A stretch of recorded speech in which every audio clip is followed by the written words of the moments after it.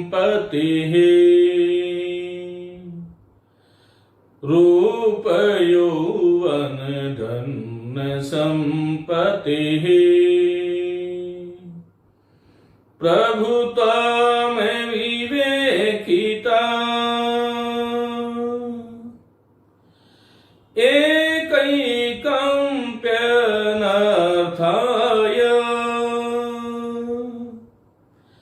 एकैकम्प्यनर्थाय किमु यत्र चतुष्टयम् किमु यत्र चतुष्टयम्।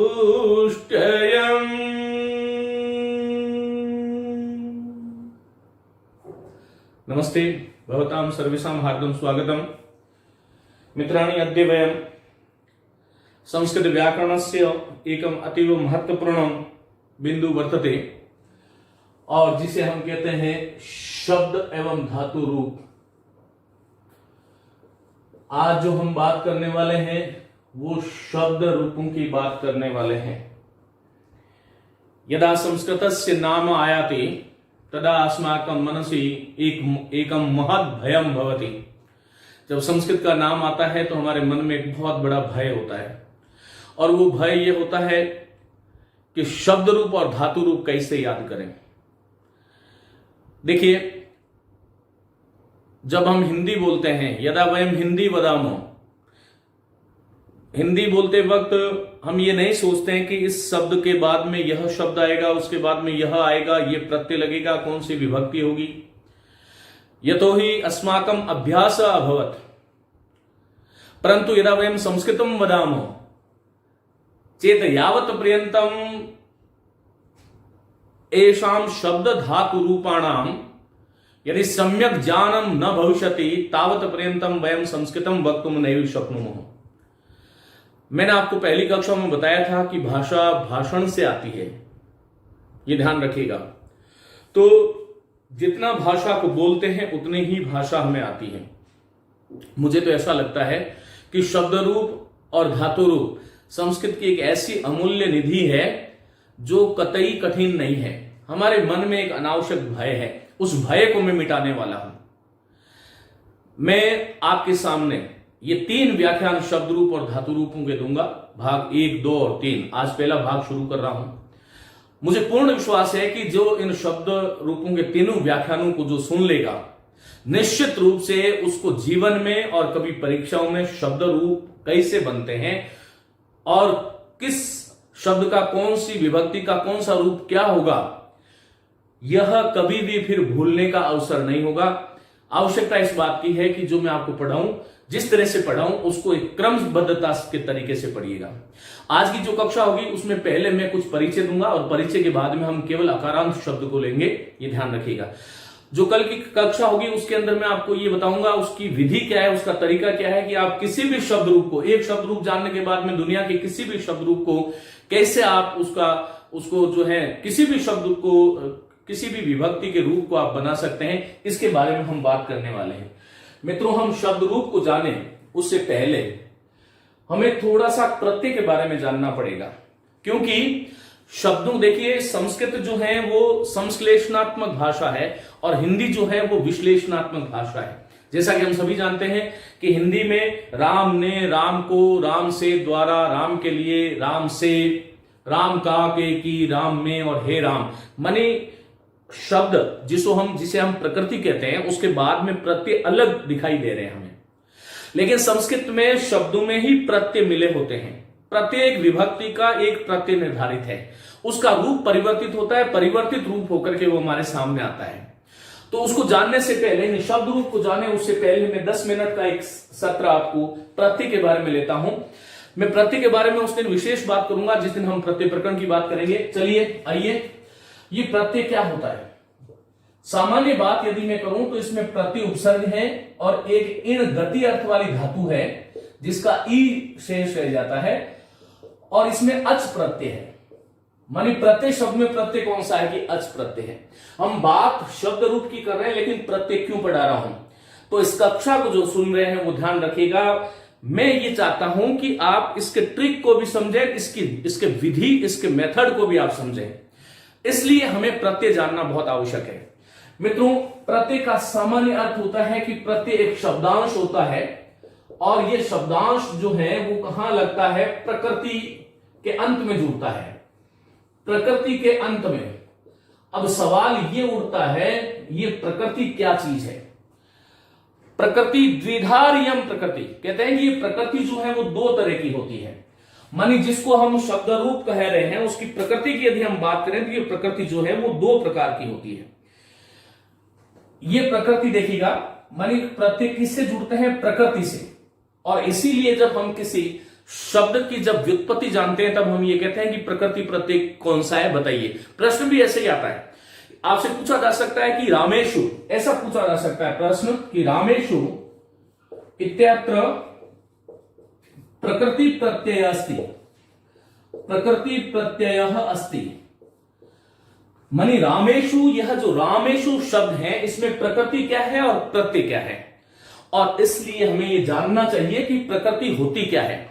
मैंने आपको यह कहा कि प्रति धातु उपसर्ग के साथ में इन गति अर्थ वाली धातु से अस प्रत्यय जब जुड़ेगा तो यन संधि होकर के और प्रत्यय शब्द बन जाएगा। और प्रत्यय बनने के बाद में, क्योंकि यन संधि इसलिए बोलती है मैंने क्योंकि प्रत्यय और अय, इसके दो खंड करोगे तो प्रत्यय और अय होता है, वो प्रक्रिया में नहीं जा रहा मैं।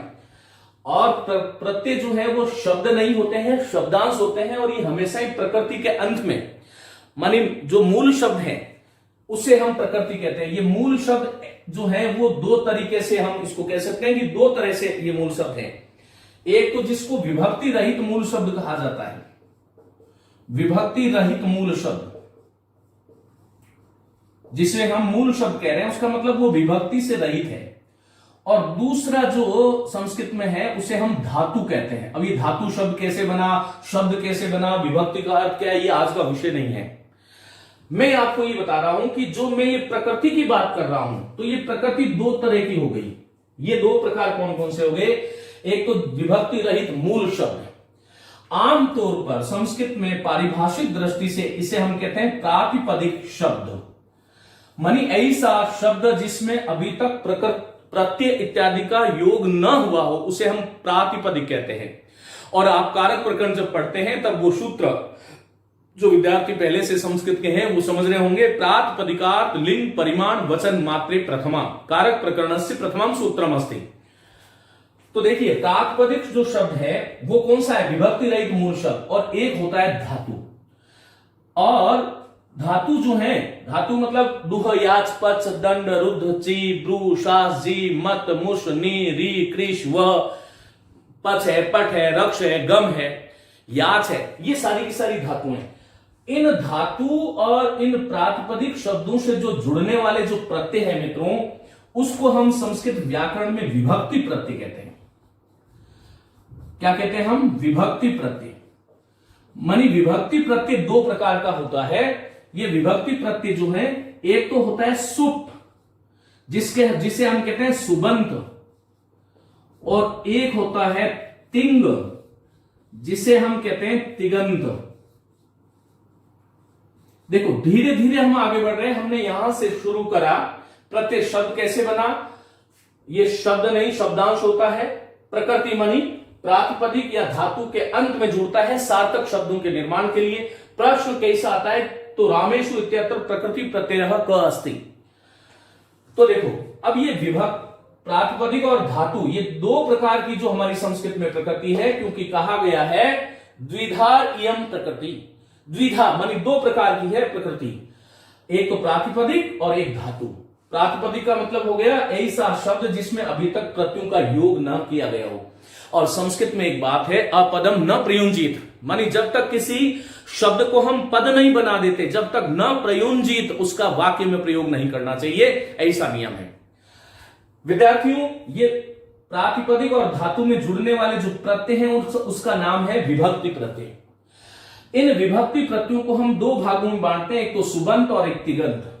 यदि आपसे कोई पूछे कि सुबंता नाम प्रयोग केन सह भवति, किसके साथ होता है, तो प्रातिपदिकों के साथ। और तिगंत का प्रयोग किसके साथ होता है, तो धातु भी सह, मानी धातु न सह या धातु भी सह, तिगंत प्रत्ययों को धातु से जोड़ा जाता है और सुबंत को जो है वो शब्दों से, जिसको हम प्रातिपदिक शब्द कहते हैं, उससे जोड़ा जाता है। उसका एक नाम है, वो है विभक्ति प्रत्यय।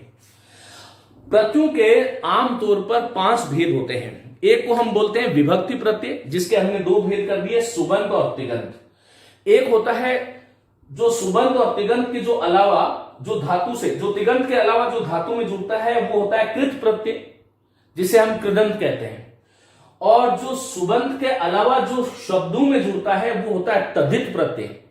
तो प्रत्ययों के कितने भेद हो गए? एक तो विभक्ति प्रत्यय, जिसको हमने सुबंत और तिगंत कहा।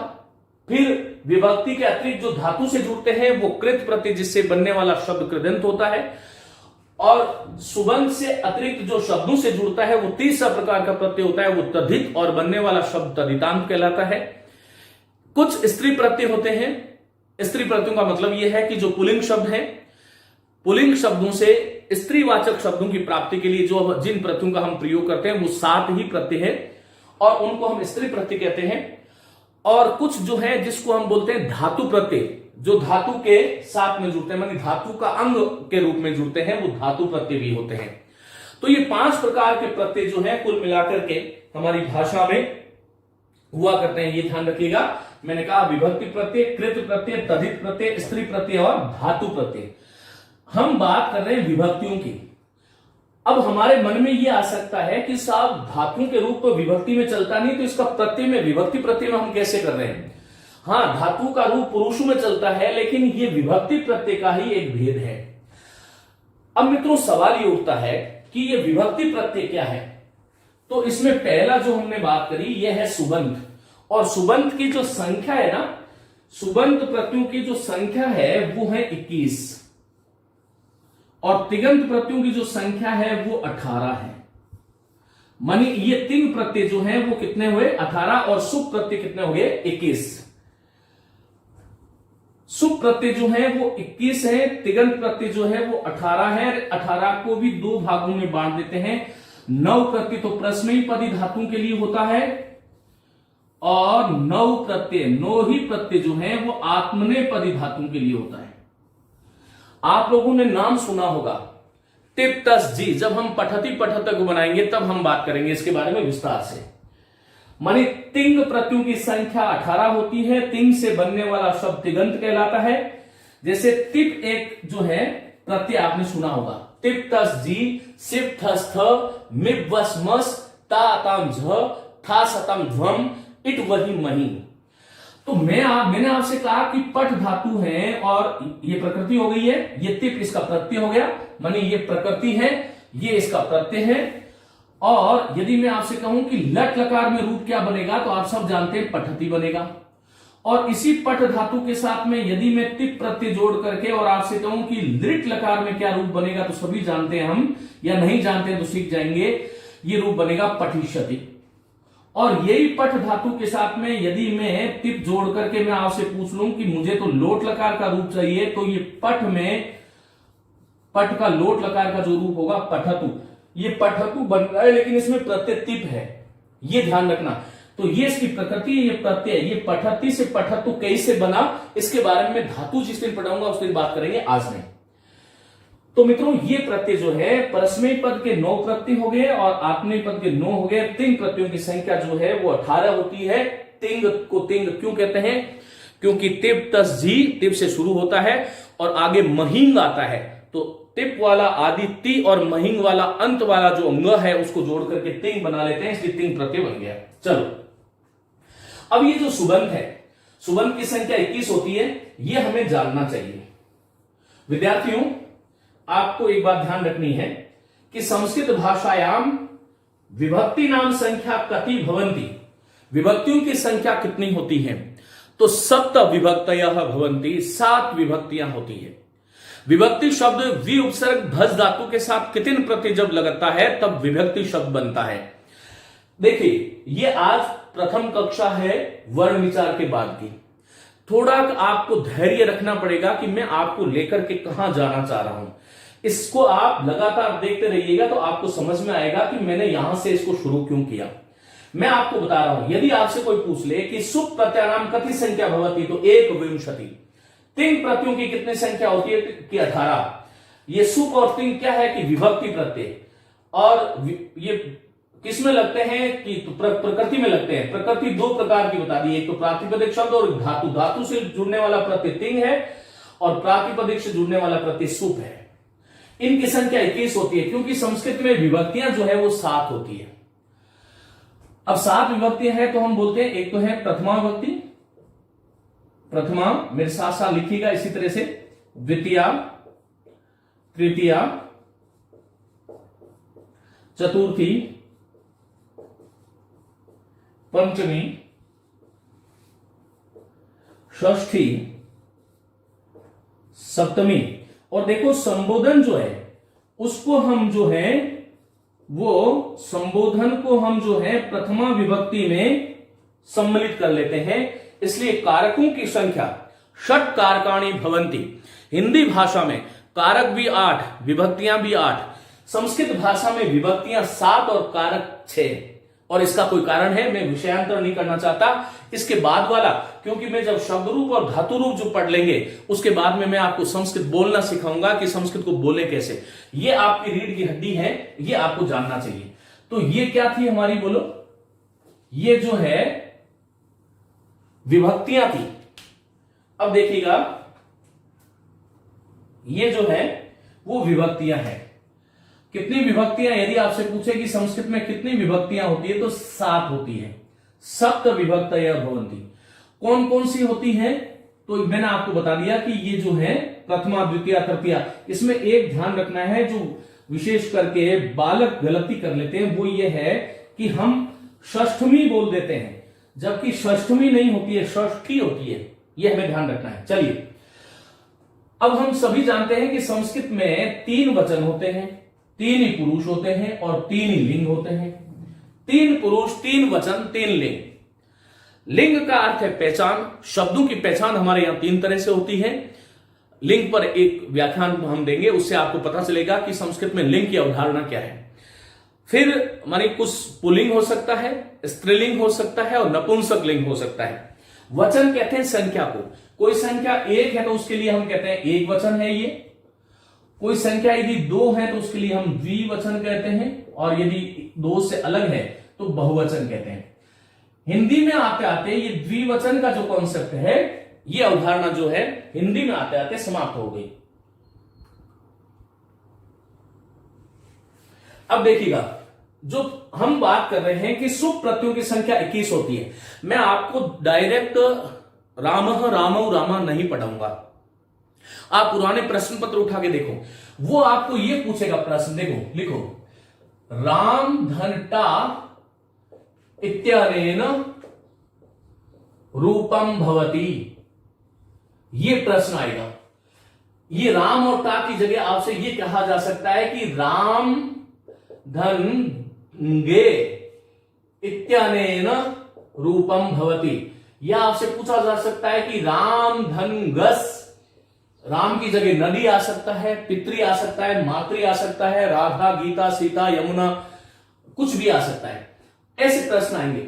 हम लोग क्या करते हैं ना कि हमने डायरेक्ट ये रख लिया कि रामः रामौ रामा, रामम रामौ रामान। अरे भाई, वो आपसे ये तो पूछ रहा है कि राम शब्द से 2 तरह से प्रश्न आएंगे। एक तो आपसे ये पूछा जा सकता है कि राम शब्द से तृतीय विभक्ति एक वचने किम रूपम भवति। तो सभी जानते हैं रामः रामौ रामा, रामम रामौ रामान और रामेण। लेकिन आपसे जैसे ही राम धन टा दिया, यहां पर गड़बड़ हो गई। तो ये अब आपको मैंने तो यहां पर ये दे दिया जी कि राम धन सु। अब आप रूप बनाओ। आपको ये पता ही नहीं है कि ये सु जो है वो सुप में आता है और ये 21 प्रत्यय होते हैं। जब तक प्रश्न का उत्तर कैसे दोगे? तो हमारा उद्देश्य केवल पढ़कर के खुश होना नहीं होना चाहिए। परीक्षा में कैसे प्रश्न आएंगे, उसका हम समाधान कैसे करें, यह हमें आना चाहिए। देखिए, प्रथम विभक्ति मैं आपको कह रहा हूं, यहां पर देखिए प्रत्यय जो होता है वो होता है सु, यहां पर होता है औ, यहां होता है जस। सु औ जस। अब मैंने आपसे कहा कि राम शब्द में राम तथा जस इत्यत्र इत्यस्मात् किम रूपम भवति। तो आपको ये पता है कि राम का, यदि ये जस का नहीं जानते हो कि जस का जो है आहा कैसे बना? कोई नहीं, आप ये तो जानते हो ना कि रामः रामौ रामा, मानी जस जो है वो प्रथमा विभक्ति के बहुवचन वाले उस खाने में आ रहा है। तो यहां पर यदि मैं कहूं कि रामः रामौ और रामः, तो आप सीधा सीधा ये समझ जाओगे कि भैया हमें सु पूछा है, इसका मतलब मुझे रामः लिखना है। ये जानना जरूरी है, लेकिन ये उससे जरूरी है जब तक आप ये प्रत्यय नहीं समझोगे। जो प्रातिपदिक मानी विभक्ति रहित मूल शब्दों से जो जुड़ता है उसे सुप प्रत्यय कहते हैं। सुप 21 होते हैं, क्योंकि विभक्तियां 7 होती है, सातों विभक्ति में 3 वचन होते हैं, तो 7 कितने हो गए? 21 हो गए। संबोधन को हम फिर प्रथमा में मान लेते हैं। तो ये देखो सु और जस, फिर यहां पर रामम कैसे बना? तो अम। अब आपसे मैंने पूछा कि राम धन अम से क्या बनेगा, तो आपका सीधा उत्तर होना चाहिए रामम। फिर यहां पर टा प्रत्यय होता है। अब टा प्रत्यय, लेकिन यहां पर रूप क्या बनता है? रामेण, और ये पूछा गया है रीट में। आपके यदि कोई शिक्षक भर्ती की परीक्षा की तैयारी कर रहा है तो पुराना प्रश्न देखना, राम धन टा इत्यनेन किम रूपम भवति। तो आपने दिमाग में जब तक टा नहीं होता तब तक हमारी समस्या जो है उसका समाधान नहीं हो सकता। कि हमने तो टा तो कभी पढ़ा ही नहीं, हमने तो रामायण पढ़ा, लेकिन टाइनाथ स्या, तो टा एक सूत्र है, उससे टा का इन बन जाता है। और फिर वो न का न क्यों बन गया ये भी हम बात करेंगे, लेकिन अभी इन रूपों को रहने दो। मैं इस तरह से प्रश्न आता है, मेरा अभी लक्ष्य केवल और केवल आपको सुप प्रत्ययों को याद कराना है। देखो जीवन में अपनी कॉपी में नोट कर लें, आरंभिक जो 10% काम है वो 90% समय लेता है, और अंतिम वाला 90% जो काम है केवल 10% समय लेता है। यदि आपने आरंभिक 10% वाले काम को उस मेहनत को पूरी स्वाध्याय के साथ कर लिया, तो आगे वाले 90% में आपकी गाड़ी 500 की स्पीड से चलेगी तो भी कोई दिक्कत नहीं है। लेकिन यह जानना आपको जरूरी है। मैं आकर के यहां पर लिखो शब्द रूप और रामः रामो रामो करूंगा तो वो आपको अच्छा तो लगेगा, लेकिन ये निश्चित रूप से है कि उससे परीक्षा में प्रश्न नहीं आ सकते। तो ये हमें सामान्य चीज है, लेकिन चूंकि देखिए संस्कृत जो है, यदा संस्कृत से गुरुकुल रूप आसीत् तदा संस्कृत धारा प्रवाह पूर्वकम जनः वदन्ति स्म, परंतु संप्रति हम संस्कृत से हमारा नाता कट गया है। जब शादी विवाह होता है पंडित जी आते हैं और हमारा काम एक ही होता है स्वाहा बोलने का, इसके अतिरिक्त हमें कोई काम ही नहीं दिया जाता। 4 लोगों को बिठा दिया जाता है और पंडित जी यही कहते हैं कि भाई स्वाहा बोलो, तब आपको भी स्वाहा करना है। अरे भाई ठीक है, लेकिन हमारे तो यहां पर नमः स्वस्ति स्वाहा स्वधा अलम वषट योगाच, हमें तो यहां पर स्वाहा क्यों बोलना है, किस लिए बोलना है, कहां पर बोलना है, कौन सी विभक्ति आएगी, ये सिखाया जाता था। संप्रति जो हमारी शिक्षा पद्धति है उसमें हमें तो केवल और केवल जो है हम रटा मारते हैं, रटा मारने से मामला गड़बड़ हो जाएगा। तो यहां पर देखो द्वितीय विभक्ति की बात कर रहा हूं, पहले सु और जस, फिर अम, फिर यहां पर औट और यहां पर शश, अम और शश, फिर टा, फिर भ्याम और भिस, और फिर यहां पर अंगे। ये देखो अंगे अंगे, ये भ्याम का भ्याम ही रहेगा, और ये भ्यस। और यहां पर देखो यहां पर गसी, और यहां पर भ्याम, यहां पर भ्यस, और यहां पर गस, यहां पर ओस और आम, यहां पर गी, यहां पर ओस और यहां पर सु। यहां पर वापस प्रथमा विभक्ति के प्रत्यय आ जाते हैं। यहां पर विसर्ग का लोप होता है संबोधि में, सु औ और जस। विद्यार्थियों ये प्रत्यय है। अब मैं कुछ यहां से आपको बातें बताता हूं।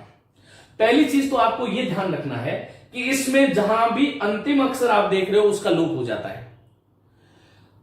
इस विधि से यदि कोई सीखना चाहेगा तो यदि आप प्रेरित करोगे मुझे, तो मैं आपको पूरे राम शब्द कई से बना उसकी सिद्धि करके बताऊंगा।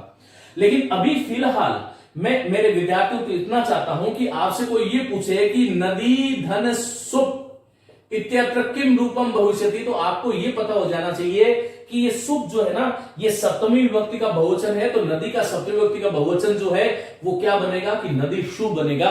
और लता का सप्तमी विभक्ति का रूप क्या बनेगा कि लता सु बनेगा। और राम का क्या बनेगा कि रामेशु बनेगा। अब आपसे मैंने राम प्लस सुप पूछा तो रामेशु कर दोगे, और लता और सुप पूछ लिया तो लता सु कर दोगे। मेरा इस कक्षा का यहां से शुरू करने का औचित्य यही है। अब देखो, ये ध्यान रखना है। देखो, मैं यहां से शुरू कर देता हूं, कुछ चीजें अभी आज बताऊंगा, फिर आगे मैं आगे की कक्षा में बताऊंगा। सप्तमी विभक्ति का जो बहुवचन होता है मित्रों, इस बहुवचन में इस संसार का कोई भी शब्द ले लो, संस्कृत भाषा में कोई भी जो शब्द होगा सप्तमी विभक्ति के बहुवचन में या तो सु होता है और या फिर शु होता है, माने सु या शु होता है। सप्तमी विभक्ति के बहुवचन में ये निश्चित नियम है। पूरी संस्कृत भाषा में जितने शब्द हैं, चाहे वो संज्ञा शब्द है, चाहे सर्वनाम शब्द है, चाहे विशेषण शब्द है, चाहे कोई भी शब्द रूप है, जितने भी प्रातिपदिक जिसको मैं कह रहा हूं और जिसमें शुभ प्रत्यय जुड़ रहे हैं, आप ये ध्यान रखें कि सप्तमी विभक्ति के बहुवचन में या तो किसी शब्द में सु जुड़ेगा या फिर ये सु जो है उसका शु हो जाता है। तो सु और शु, जैसे मैंने आपको कहा यहां पर लता सु आएगा, ये सु है, कहीं देखने में गलत मत करना, लता सु, और ये नदी शु, रामेशु, हरिशु। तो आकारांत शब्दों में अभी आपको इतना ही समझना है कि आकारांत शब्दों में ये सु का सु ही रहता है, बाकी शब्दों में शु बन जाता है। ये अभी के लिए बता रहा हूं, मैंने कहा कि अभी इतना ही सीखना, क्योंकि मैं आपको हलन शब्दों की बात करूंगा तो वो आपको कैसे समझ में आएगा, तो ध्यान रखना है। अब देखो, षष्ठी विभक्ति का जो बहुवचन होता है उसमें कोई भी शब्द आ जाए इस संसार में, मैं एक टेबल बनाऊंगा आगे वाली क्लास में और उसमें आपको समझाऊंगा कि शब्द रूपों का एक तरीका क्या है। आप 15 मिनट में इस संसार में जितने भी संस्कृत व्याकरण में जितने भी शब्द रूप है उसमें 18 रूप समान होते हैं। कोई भी शब्द रूप ले लो, उसमें 18 रूप समान होते हैं, केवल कितने बचते हैं, 3 रूप ऐसे होते हैं जो शब्दों में अलग अलग होते हैं। और वो भी दूसरी बात, कुछ लोग कहते हैं कि संस्कृत का रट्टा मारना चाहिए। अरे भाई, संस्कृत वैज्ञानिक की भाषा आज थी, और विज्ञान में जैसे नियम, कानून और कायदे एक निश्चित होते हैं, वैसे ही संस्कृत में भी निश्चित होते हैं। आवश्यकता हमें इस बात की है कि हम उसको सीखें। ये बहुत ही व्यवस्थित और संगणक के लिए उपयुक्त क्यों भाषा मानी गई, क्योंकि इसमें किसी प्रकार का कोई अपवाद नहीं होता। मित्रों, आपने केवल एक शब्द रूप सीख लिया, आकारांत, तो दुनिया में जितने भी आकारांत स्त्रीलिंग है वो सब वैसे ही चलेंगे। इकारांत पुल्लिंग सीख लिया तो दुनिया के सारे शब्द वैसे ही चलेंगे, और उसमें भी 18 रूप तो समान होते हैं। 18 रूप समान होते हैं। मैं कल की कक्षा में आपको ये कोई भी शब्द रूप आप अपनी कॉपी में लिखना, और 18 शब्द रूप जो है बिना पलक झपकते ही आप लिख सकते हो। यहां पर षष्ठी विभक्ति का जो बहुवचन, देखो ये षष्ठी विभक्ति है, ये बहुवचन है। षष्ठी विभक्ति का जो बहुवचन है उसमें हर एक शब्द में क्या आता है, या तो नाम या फिर नाम, माने या तो जुड़ता है नाम या फिर नाम। अब ये नाम और नाम कहां पर होगा ये हम बाद में बात करेंगे, लेकिन यह मूल होता है। यहां पर नाम या नाम माने री र श जहां पर होता है वहां पर नाम हो जाता है, बाकी में नाम हो जाता है। जैसे रामा नाम लेकिन बाल का नाम, रामा नाम, नदी नाम लेकिन स्त्री नाम, इसी तरह से मति नाम लेकिन हरि नाम। तो ये हमें ध्यान रखना है। देखो, सप्तमी विभक्ति, षष्ठी विभक्ति, यहां पर इस संसार में जितने भी शब्द है ना उसमें स का विसर्ग, जिस इस टेबल में जहां पर आप स देख रहे हो ना, केवल इसको छोड़ दो, इसका से बन जाता है कुछ शब्दों में, बाकी विसर्ग बन जाता है। इनका आमतौर पर स का विसर्ग बन जाता है, तो क्या होगा भ्य, और ये यहां पर क्या हो जाएगा भी ही। तो अकारांत शब्दों को छोड़ दो, बाकी इस संस्कृत व्याकरण में, संस्कृत भाषा में जितने भी शब्द होंगे वहां पर भी भ्य नाम सु। तो यहां से शुरू करो, हर प्रत्येक मूल शब्द के आगे भी भ्य नाम सु, भी भ्य नाम सु हो गया। ये 5 रूप किसी भी शब्द के साथ में आप जोड़ो आपको समान मिलेगा। यहां से शुरू करो, ये तृतीय विभक्ति का जो द्विवचन है यहां पर लेकर के पंचमी के द्विवचन तक समान रूप बनते हैं। भ्याम। इस संसार का कोई भी शब्द ले लेना, कोई भी शब्द ले लेना, तृतीया चतुर्थी पंचमी में भ्याम भ्याम भ्याम ही होगा, और षष्ठी और सप्तमी का जो द्विवचन होता है वो एक ही होता है। यहां पर ओ हो की ध्वनि आती है, मानी यो हो और वो हो, राम यो हो और गुरु वो हो, कव्यो हो, साधवो हो, नद्यो हो, इस प्रकार नद्यो हो, नद्यो। और ये ध्यान रखना है कि यहां पर देखो संबोधन, संबोधन सदैव वही होता है जो प्रथमा व्यक्ति का होता है, केवल कुछ अंतर होंगे, वहां पर मैं आपको बताऊंगा। प्रथमा व्यक्ति का जो है ना संबोधन का जो एक वचन है उसमें कुछ अंतर हो जाता है, द्विवचन और बहुवचन समान होता है। और प्रथमा कोई भी शब्द रूप आ जाए, प्रथमा का द्विवचन और द्वितीय का द्विवचन समान होता है, कोई भी शब्द रूप ले लो आप। अभी मेरी इस कक्षा के बाद में आप अपनी पुस्तक उठाना और पुस्तक में देखना, प्रथमा और द्वितीय का जो द्विवचन होता है दोनों का कोई भी शब्द रूप होगा समान होगा। तृतीया चतुर्थी पंचमी का द्विवचन समान होगा, षष्ठी सप्तमी का कोई भी शब्द रूप होगा द्विवचन समान होगा। यहां पर सु या शु जुड़ेगा, यहां पर नाम या नाम जुड़ेगा, यहां पर व्यह व्यह भी जुड़ेगा। बताओ है कि नहीं? मैंने आपको कहा कि किसी भी शब्द रूप के जो 18 रूप होते हैं वो समान होते हैं, यहां पर कुछ अंतर आता है और उसमें भी एक श्रेणी के शब्दों में अंतर नहीं आता। तो मित्रों अब हम देखिए इस संसार में कोई भी शब्द ले लो, संस्कृत व्याकरण की जो दुनिया है उसमें कुछ हलंत शब्दों को छोड़ करके द्वितीय विभक्ति में आपको म मिलेगा। नदीम, रामम, हरीम, लताम, गंगाम, अबलाम, यमुनाम, गुरुम, साधुम, शिशुम, पशुम, वाचम, दिशम, पितरम, मातरम, कोई भी शब्द ले लो म ही मिलेगा।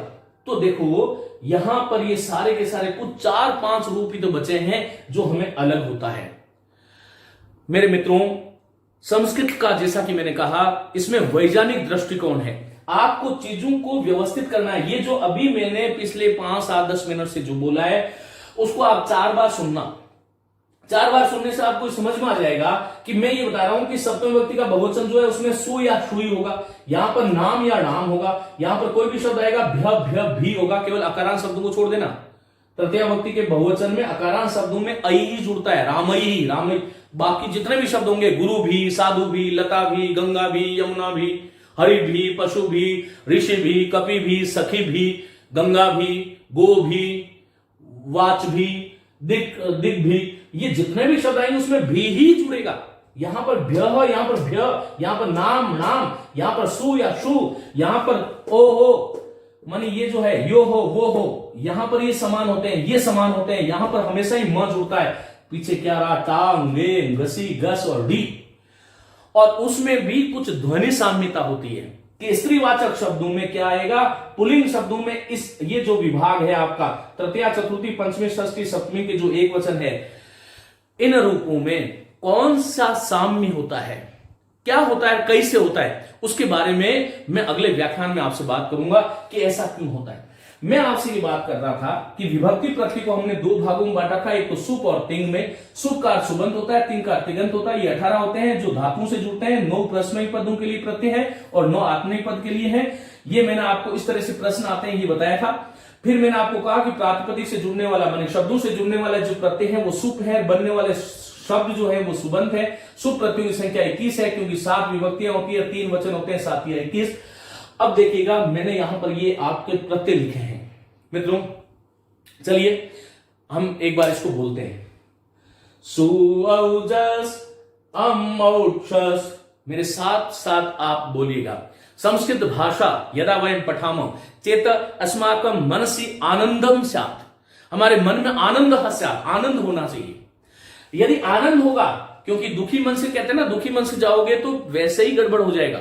इसलिए आप जितना अंदर से प्रसन्नचित होंगे, संस्कृत कक्षायाः अनंतरम गुलिकायाः आवश्यकता यदि भवति चेत वयं संस्कृतम सम्यक्तया न पठामः।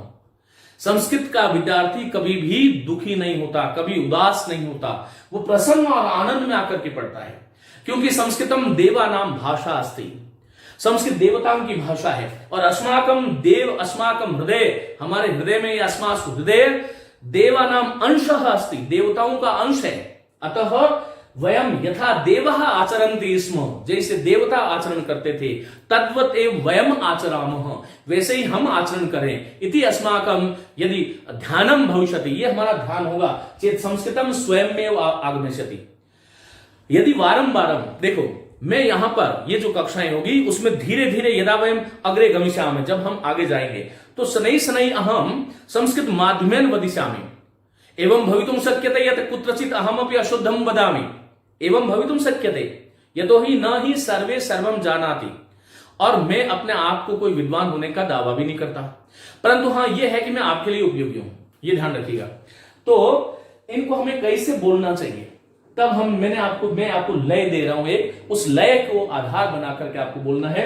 मेरे साथ बोलिएगा, सुऔजस अमौर्षस, सुऔजस अमौर्षस, ताभ्याम भिस गेभ्याम भ्यस, ताभ्याम भिस गेभ्याम भ्यस, गसिभ्याम भ्यस, गस ओस आम रियो सुऔजस। तो इस तरह से सुऔजस अमौर्षस, ताभ्याम भिस गेभ्याम भ्यस, गसिभ्याम भ्यस, गस ओस आम रियो सु। एक दिन का केवल 10 मिनट इस प्रकरण को दीजिएगा, ये जीवन भर आपकी मदद करेगा। जो लोग संस्कृत, क्योंकि देखो बहुत सारे लोग ऐसे होते हैं जो कहते हैं कि हमें संस्कृत पढ़ने का अवसर नहीं मिला। बहुत अच्छे लोग हैं जो, ये आप लोगों का शायद सौभाग्य है। जब हम लोग पढ़ते थे तो जितना गुरुजी बताते थे, एक गुरुजी उतना ही हमें मिलता था। मित्रों, हो सकता है कि मैं साक्षात आपसे जीवन में कभी नहीं मिलूं। बहुत सारे लोग हैं जो आपको घर बैठे शिक्षा दे रहे हैं, निःशुल्क दे रहे हैं और आपको प्रेरित कर रहे हैं। मैं अभी जो आपको जो पढ़ा रहा हूं, इसके पीछे केवल और केवल एक स्वार्थ है मेरा, कि मेरा जो युवा वर्ग है, एक तो युवा वर्ग शब्द गलत होता है, मेरा जो युवा वर्ग है उसका लक्ष्य संधारण हो, वह अपने लक्ष्य की पूर्ति करे और संस्कृत सीख पाए। तो इसके लिए देखिएगा, चाहे संस्कृत हो चाहे हिंदी हो, जब हम भाषा की बात करते हैं तो भाषा को लेकर के हमें उदासीन नहीं होना चाहिए। और इसीलिए इनको आप किसी भी रूप में बोलें, ये जरूरी नहीं है कि जैसे मैंने बोला वैसे आप बोलें, लेकिन हाँ आप इसको इस तरह से, मैं मेरे विद्यार्थियों को, क्योंकि अभी तो मैं घर से आपके साथ जुड़ता हूं, इसलिए क्योंकि घर वाले डिस्टर्ब नहीं हो, इसलिए मैं जो है बहुत ध्यान से ही बोल रहा हूं। लेकिन हाँ, जब हम विद्यालय में होते हैं तो देखिए, हमारा जो गुरुकुल पद्धति थी उसमें हजारों लोग होते थे, हजारों बच्चे होते थे और एक शिक्षक होता था, संवेद स्वर से सब गान करते थे। तो वो कैसे संभव होता था? इसी प्रकार से होता था। आप जैसे भी इसको बोल लें, लेकिन हाँ ये ध्यान रखना कि ये सुऔजस अमऔर्षस ताभ्याम भिस गे, ये अड़े नहीं बोलना है इसको, उंगे उंगे भ्याम भ्यस गसी, ये गसी उंगसी, ये कुछ गसी बोलते हैं कुछ रसी बोलते हैं और फिर इसको गड़स बोल देते हैं, नहीं, गसी भ्याम भस गस उस आम गी और सुऔजस। तो ये 21 प्रत्यय हो गए जो कि शब्दों से लगते हैं और शब्दों को अलग अलग रूप देते हैं। अब मित्रों, अब हम बात करेंगे आगे की जो कक्षा होगी उस कक्षा में कि ये जो प्रत्यय हैं इनको हम किस प्रकार शब्दों के साथ जोड़ते हैं, आखिर कौन कौन से शब्द रूप होते हैं और उन शब्द रूपों को हम किस प्रकार से आगे विचार करते हैं, ये मैं आगे वाली कक्षा में आपको बताऊंगा। नमस्ते।